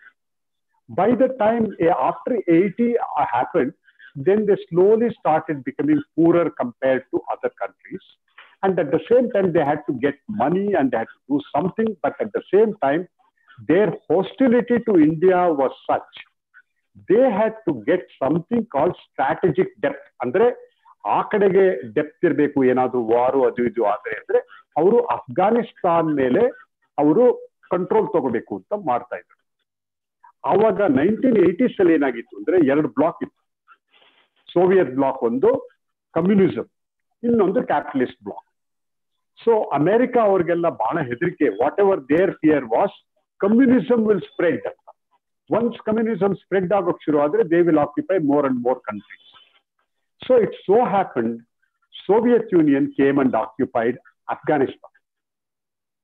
The moment they came and occupied Afghanistan, Pakistan played its card and they said, okay, no, they have come up to Afghanistan. If we don't fight them, then they will come and occupy us and then they will capitalism lose. So you please support us. Adar jotege, more interestingly, what happened? They said, we will create a force, almost like an army or a guerrilla force, whatever it is. We will create a force of people who will fight in the name of religion. This is the beginning of jihadis, 79 only. So they said, we will create in the name of jihadis. Adar jotege enagittu, Saudi Arabia and various other countries, they were willing to give money, financial support in the name of Islam. And America wanted to fight against Soviet Union. They did not want to fight directly. So Pakistan was willing to take the lead and go and fight there in Afghanistan. So they funded them, they gave them weapons, they gave them money, they did all that. And then what happened? In Afghanistan, fight went on for a long time. One whole generation in Afghanistan, ಅವ್ರಿಗೆ ಏನು ಇಲ್ಲ, ಅವ್ರಿಗೆ education ಇಲ್ಲ, ಎಂಥದ್ದು ಇಲ್ಲ. 5 ವರ್ಷ 6 ವರ್ಷ ಆದ್ರೆ you hold a Kalashnikov and go and fight. So because of this part of the western part of Pakistan, Peshawar and the part of the Pakistan, they all slowly and steadily, the weapons started proliferating. Once it was in Afghanistan, adella Pakistanದಲ್ಲಿ all the small weapons, ಅದು ಇದು ಎಲ್ಲ ಬಂದು ಶುರು ಆಗ್ಬಿಟ್ಟು ಪಾಕಿಸ್ತಾನದಲ್ಲಿ this violence ತುಂಬಾ start ಆಯ್ತು. And then after Soviet withdrawal ಆದ್ಮೇಲೆ 89 then what happened? All this jihadis, Islamic in the name of religion, all these jihadis who were there, who were supposed to be so-called freedom fighters at that time, fighting for the freedom of some other country, of course, they all became jobless because America, just once Soviet was defeated, America just left them for their this thing and they went away. So all these guys, some of them came to Kashmir. Pakistan supported them. They came to Kashmir. And that is when in Kashmir, all this terrorism problem started. And then in Pakistan itself, because there was so much of proliferation of small arms, violence was there. And then several groups took over Kashmir as an issue and started collecting money and using the terrorism as a policy and doing all those things. Because of that, whether somebody wants it or not, and they have got Sunnis and Shias, and they don't like Shias and they just go and kill them. So because of that, their own policy, which started to get some money and to do something and get some control in Afghanistan, became, it is like a Frankenstein's monster, as they say, that the violence and the weapons proliferated in Pakistan, and they were also fighting with MQM, that is Muhajirs in Karachi. In Baluchistan, they were fighting. With all this, I think the whole thing proliferated. And you see, you can't use a gun in one direction. Okay, the gun, anytime it can turn towards you. So that's what happened. Pakistan became a victim of its own violent and terrorist policies. And today they are facing, it is not easy for them to, every day you see that people are killed in Pakistan because of terrorism, there only. But at the same time, whether it is Osama bin Laden, whether it is this or whether it is that or anybody which happens in Europe, everywhere Pakistan has a hand in these terrorist elements who are either trained there, or they pass through there, or they're funded, they're supported, or indoctrinated. Whatever that happens, Pakistan got itself immersed in this violent terrorist thing, and that's what they're using. Otherwise, how can you think of any country which is even reasonably, you can't call civilized, somewhat decent, will send people across and then go to a Mumbai hotel and just kill the innocent people? It's not possible. Only countries like Pakistan, okay, can do this terrorist activities and support terrorist activities, hoping that it will help them, but it doesn't. Pakistan is gotten isolated now. Earlier, they used to do something or the other. In fact, I wrote a novel called Reluctant Assassin only because to show how is Pakistan and how India is different and how Pakistan, what happens, how things happen. So now people have understood internationally, but because of strategic position, location, geographical location of Pakistan, major countries had to take their help, whether it's in Afghanistan or anyway. For example, America is fighting the war with Afghanistan for 19 years. So they had to take the support of Pakistan for the movement of their troops and their food and other supplies. Because of that, they cannot oppose Pakistan openly. They cannot be totally hostile to them. But today, Pakistan has got isolated. Everybody understands the terrorist policies used by Pakistan. I hope you understand it. Thank you. ತುಂಬಾ ಚೆನ್ನಾಗಿ analyse ಮಾಡಿದ್ರಿ sir, thanks. ಇನ್ನೊಂದು ಪ್ರಶ್ನೆ ಇತ್ತು. ನೀವು ಈಗಾಗಲೇ ಸುಮಾರು ದೇಶಗಳನ್ನ ನೋಡಿರೋದ್ರಿಂದ ಅಲ್ಲಿನ ಎಜುಕೇಶನ್ ಸಿಸ್ಟಮ್ ಅಥವಾ ಎಜುಕೇಶನ್ ಪಾಲಿಸಿಗಳು ನಮ್ಮ ದೇಶಕ್ಕಿಂತ ಹೇಗೆ ವಿಭಿನ್ನವಾಗಿವೆ? ನಾವೇನಾದ್ರೂ ಅಲ್ಲಿಂದ ಅಳವಡಿಸ್ಕೊಳ್ಬೇಕಾಗಿರುವಂತದ್ದು ಏನಾದ್ರೂ ಇದೆಯಾ, ಅಥವಾ ನಮ್ಮ ದೇಶದ ಚೆನ್ನಾಗಿ ನಡೀತಿದ್ಯಾ? ನಿಮ್ಮ ಅನಾಲಿಸಿಸ್ ಏನಿದ್ರ ಬಗ್ಗೆ? See, it is very difficult to say Indian education system ಚೆನ್ನಾಗಿದ್ಯಾ ಇಲ್ವಾ ಅಂತ. ಯಾಕೆ ಅಂತ ಹೇಳ್ತೀನಿ, ಬೇರೆ ದೇಶಗಳಲ್ಲಿ ಅಂದ್ರೆ ಡೆವಲಪ್ಡ್ ಕಂಟ್ರೀಸ್ಗಳಿಗೆ ನೀವು ಹೋದ್ರೆ, ಯುರೋಪ್ ಹೋದ್ರೆ ಅಥವಾ ಅಮೆರಿಕಾಗ ಹೋದ್ರೆ, ಆ ತರ ಕಂಟ್ರಿಗಳಿಗೆ ಹೋದ್ರೆ, ಅಲ್ಲಿ ನಿಮಗೆ ಬೇಸಿಕ್ ಆಗಿ ಕಲ್ಸ್ಕೊಡೋದೇನು ಅಂದ್ರೆ, ನೀವು ಹೇಗೆ ಅರ್ಥ ಮಾಡ್ಕೋಬೇಕು, ಸಬ್ಜೆಕ್ಟ್ ನ ಹೇಗೆ ಅರ್ಥ ಮಾಡ್ಕೋಬೇಕು, ಆ ಸಬ್ಜೆಕ್ಟ್ ಅನ್ನ ಅರ್ಥ ಮಾಡ್ಕೊಂಡ್ರೆ how it is going to be useful in your daily life and in your business and in your profession. That is what they teach you, and they also teach you life skills. For example, if you are in Europe or in America, ನಿಮಗೆ 18 ವರ್ಷ ಆಯ್ತು ಅಂತಂದ್ರೆ ನಿಮ್ಮ ಅಪ್ಪ ಅಮ್ಮನೇ ನಿಮ್ಮ ಮನೆಯಿಂದ ಹೊರಗಡೆ ಕಳಿಸ್ತಾರೆ. You have to go, you have to work in a canteen or a petrol pump or a university ನಲ್ಲಿ ಒಂದು ಲೈಬ್ರರಿನಲ್ಲೋ ಕಿಚನ್ ಅಲ್ಲೋ ಎಲ್ಲೋ ಕೆಲಸ ಮಾಡ್ಕೊಂಡು ಲೋನ್ ತಗೊಂಡು you have to study. Not because their parents are not rich, they cannot afford, but they will teach them to stand on their own legs. And also the teaching is such, they will make you understand the concept. So that ಅದು ಮಾಡ್ತು ಅಂದ್ರೆ ನೀವು ಹೋಗಿ ಏನ್ ಬೇಕಾದ್ರೂ ಮಾಡ್ಕೋಬಹುದು, ನೀವು ಅರ್ಥ ಮಾಡ್ಕೊಳ್ತೀರ.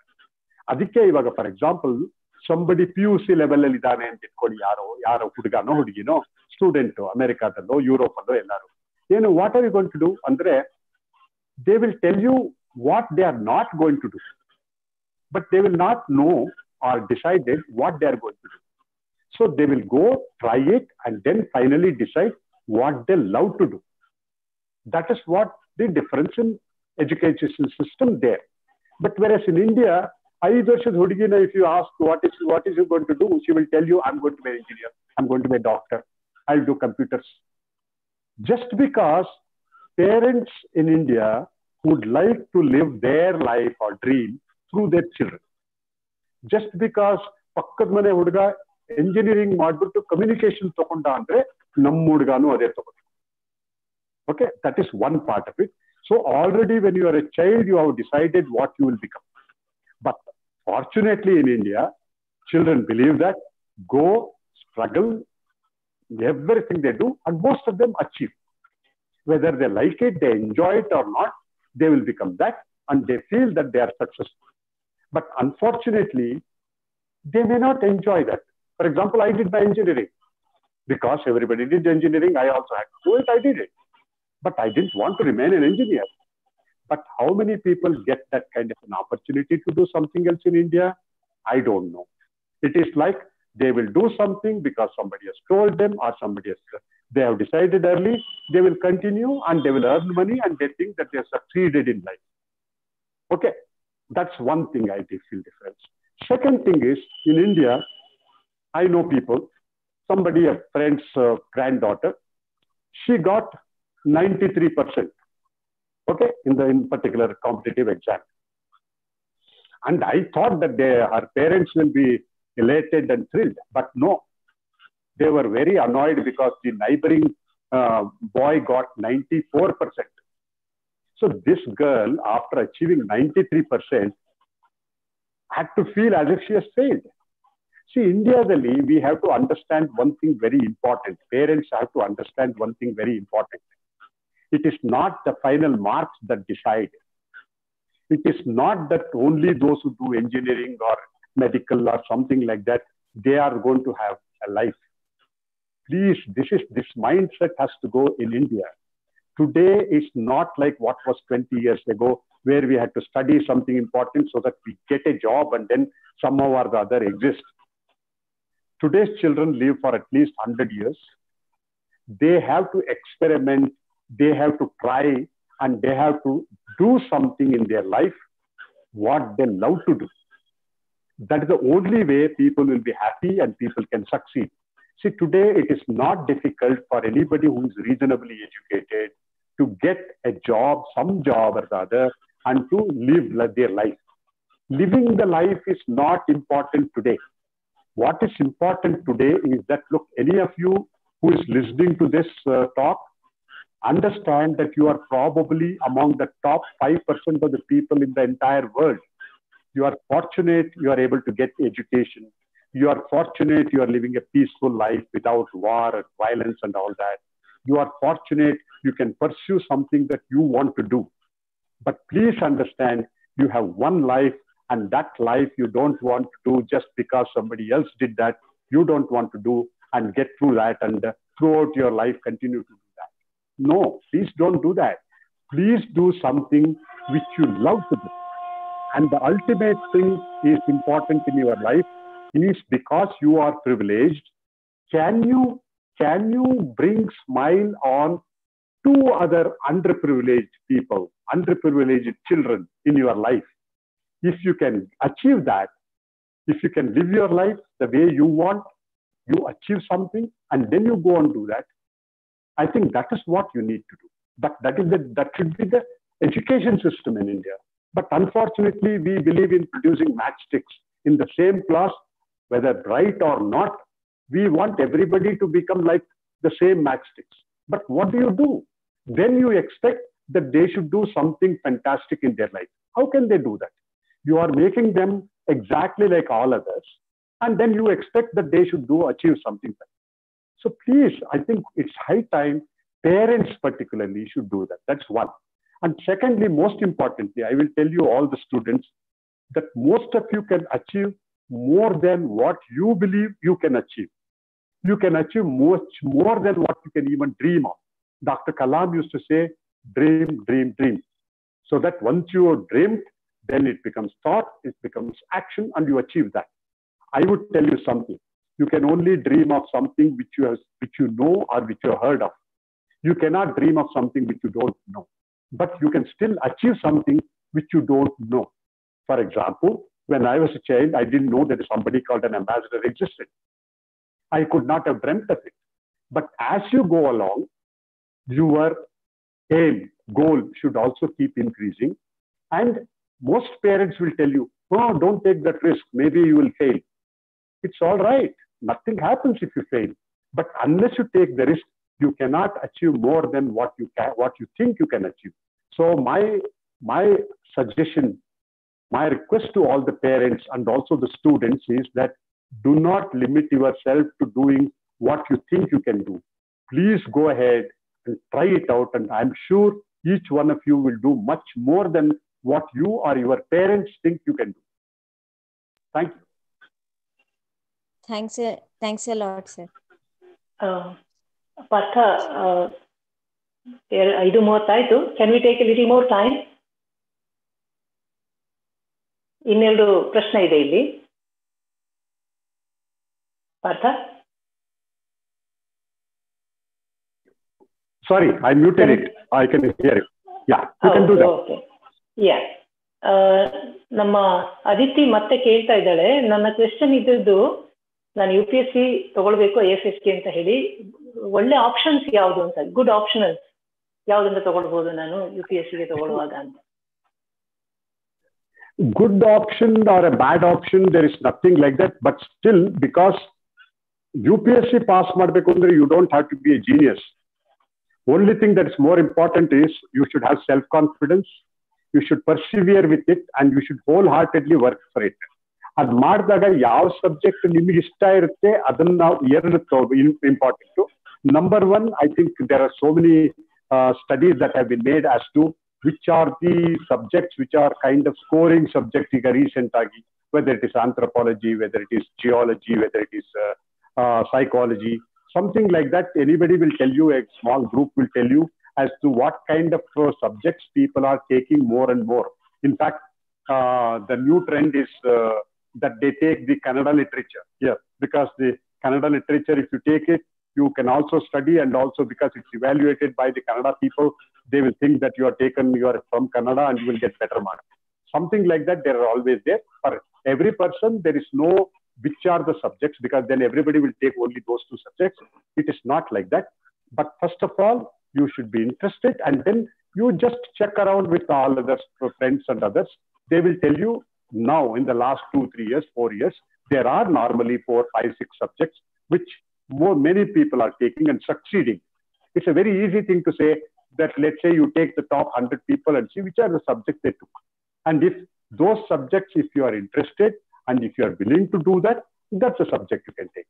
There is nothing like, I've seen people who are gold medalists in mathematics and they took the subject and they failed miserably. So it is not like that. I myself, I did not take, I was an engineer, I didn't take engineering subject, I took administration and psychology as a major. So it depends on individuals' interest and their aptitude, and also whether they like the subject or not. But that is an issue which comes a little later. Once you have decided you are going to take that, then you start preparing for it. As you go, there are so many websites, so many people who are mentors who will guide you, and so many others who will tell you, and you can decide on which subject you should be able to take. Thank you. Well, Partha, there is one more question. Namaste, sir, says Madhugiri Gopal Rao Vijayalakshmi. What is your opinion on Israel-Palestinian conflict, and how are other countries view it? You see, Israel is a very interesting example. So they are the people who believe that they were haunted, they were persecuted, and they faced that. You know what all happened and what happened in Germany. So they want to live in their own, what they call their own country. But at the same time, Palestine existed for a long time and it is there. And Palestinians also have a right to live in their own land. That is why there is a formula called the two-nation formula. So these are the things, but each time there is a negotiation or something happens, what happens, it is not the rationality that counts, but the interested people, vested interests and all of this have come. And then this process has continued. Way back in 1993, they had decided that more or less these two countries will be identified, which areas should be there, what happens, etc. But that did not happen. Since then, it is going on, it is existing, and Israel is slowly and steadily now establishing. Earlier, there was no diplomatic relationship with any Arab country. Arab countries were totally hostile to Israel, but today, more and more people understand there is much more to it than the conflict or the war. So Israel is slowly building relationship, even diplomatic relationship. Recently with UAE, they signed an agreement. So things are going on. And we don't know. Maybe if this is going to happen, maybe they will find a different kind of solution where it will happen. But Palestine has its own right to stay and its own right to exist and its own this thing. I mean, they have been there all the time. So I think these discussions will go on continuously. It will happen. And then finally, it has gone on for what? Almost 67 was the war, Yom Kippur War. So almost 50, 60 years. But it is basically they have to sit together. They have to discuss and decide. Outsiders, it is very difficult for outsiders to go and preach them or try to tell them how they should decide. That's the situation. Thank you. Thank you, Partha. Many people feel that it's a very nice session. ಇದೊಂಥರ chamber music ಇದ್ದಾಗೆ, ಒಂದು chamber talk ಇದ್ದಾಗಿತ್ತು. less number of people, but more interested and people who are interested in that. I do feel ಈ ತರದ ನಿಮ್ಮ insight ಏನಿದೆ, ಹೆಚ್ಚು ನೀವು ರಾಜಕೀಯದಲ್ಲಿ ಅಥವಾ ಈ ತರದ ಒಂದು ಅಂತಾರಾಷ್ಟ್ರೀಯ ಸಂಬಂಧಗಳಲ್ಲಿ ಪಳಗಿದವರು, ನೀವು ಆಗಾಗ್ಗೆ ಬಂದು ನಮಗೆ ಇಂಥ ಒಂದು ಸೆಷನ್ಸ್ ಅನ್ನ ಮಾಡ್ತಾ ಇದ್ರೆ, small group of people yet people who are interested in this, ಅವ್ರಿಗೊಂದು ಇನ್ಸೈಟ್, ನಿಮ್ಮಂಥವರ ಇನ್ಸೈಟ್ ಸಿಗ್ತಾ ಹೋಗುತ್ತೆ ಅಂತ ಹೇಳಿ. We absolutely enjoyed your session. Thank you so much for that. ನಿಮ್ಮ ಪುಸ್ತಕವನ್ನ ನಾನು ಓದಿದ್ದೀನಿ, ರಿಲೆಕ್ಟೆಂಟ್ ಅಸಾಸಿನ್. ನಿಜವಾಗಿ ಇಟ್ ವಾಸ್ ಕೈಂಡ್ ಆಫ್ ತುಂಬಾ ಡಿಸರ್ಟನಿಂಗ್, ಈ ತರ ಆಗ್ತಾ ಇದೆಯಲ್ಲ ಅಂತ ಹೇಳಿ. ನೀವು ಬಹುಶಃ ಅಲ್ಲಿ ನೋಡಿ ಅನುಭವಿಸಿ ಅಲ್ಲಿದ್ದಂತ ಸ್ಥಿತಿಯ ಮೇಲೆ ಬರೆದಿದ್ದೀರಿ. ಒಂದು ಫಿಕ್ಷನ್ ಅಂತ ನೀವು ಕರೆದ್ರು ಕೂಡ ಬೇಸಿಕಲಿ ಫ್ಯಾಕ್ಟ್ ಮೇಲೆ ಅವಲಂಬಿಸಿರ್ತಕ್ಕಂಥ ಫಿಕ್ಷನ್ ಅದು. ಇವತ್ತಿಗೆ 1% ಆಫ್ ಹಿಂದೂಸ್ ಅಲ್ಲಿ ಹೇಗಿದ್ದಾರೆ ಅಥವಾ ಅದರ್ ದನ್ ಮುಸ್ಲಿಮ್ಸ್ ಹೇಗೆ ಬದುಕಿದ್ದಾರೆ ಅಂತ ನೆನೆಸ್ಕೊಂಡ್ರೆ ಬಹಳ ಸಂಕಟ ಆಗುತ್ತೆ, ದುಃಖ ಆಗುತ್ತೆ ಅದು. ಸೊ ಈ ತರದ ಒಂದು ಇನ್ಸೈಟ್ ಗಳನ್ನ ನೀವು ನಿಮ್ಮಂತವ್ರು ನಮಗೆ ಕೊಡ್ಲಿಕ್ಕೆ ಸಾಧ್ಯ, ಆ ಒಳ ನೋಟಗಳನ್ನ. ಸೊ ಮತ್ತೆ ಮತ್ತೆ ನೀವು ನಮ್ಮ ಶಾಲೆಗೆ ಬರ್ತಾ ಇರಬೇಕು. When physically we can meet, I think it will be more interesting and more interaction ನಡೆಯುತ್ತೆ ಅವಾಗ ಅಂತ ಭಾವಿಸ್ತಾ, thank you so much for being with us. Thank you once again. ಇದನ್ನ ನಮ್ಮ ಈ ಸೆಷನ್ ನ ಒಂದು ಮಂಗಳ ಶ್ಲೋಕವನ್ನು ಹೇಳಿ ಮುಗಿಸೋಣ. Yes, I can hear you, Partha. Yeah, no, thank you. What I wanted to say is, you see, we are always interested in children. The only thing many times I feel is that ನಮ್ಮ childrenಗೆ particularly today, because it's a connected world, internet ಅಲ್ಲಾಗ್ಲಿ, ಇದರಲ್ಲಾಗ್ಲಿ, digital mediaದಲ್ಲಾಗ್ಲಿ, they get the content ಸಿಗೋದು, it is not a problem. Everybody gets those things. But I think what our children and also the parents need at this time is a kind of a proper information and a kind of encouragement and inspiration, so that what children do and what parents support them is not in doing something like a treadmill, what others have done. Because every parent wants their children to do something fantastic, something they have to do much better than the parents.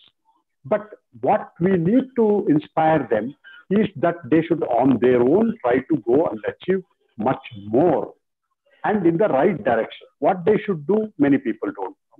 And if somebody wants to do it, but they do not have proper advice or inspiration. So in these areas, I'm always interested, because we always want to see our children do well. And at any time, if there is an opportunity and if I have time, I'd be very happy to come and join them. Thank you. Thank you for inviting. Thank you. Yeah. Yes, Partha. I think ನಿಮ್ಮಂಥವರು ಬಂದು ಹಾಗಾಗಿ ನಮ್ಮ ಮಕ್ಕಳಿಗೆ, ಪೋಷಕರಿಗೆ, for the parents, ನಿಮ್ಮ ಈ advises ಏನಿದೆ, of course ನಮ್ಮ our school works on that only, and we see the difference these days.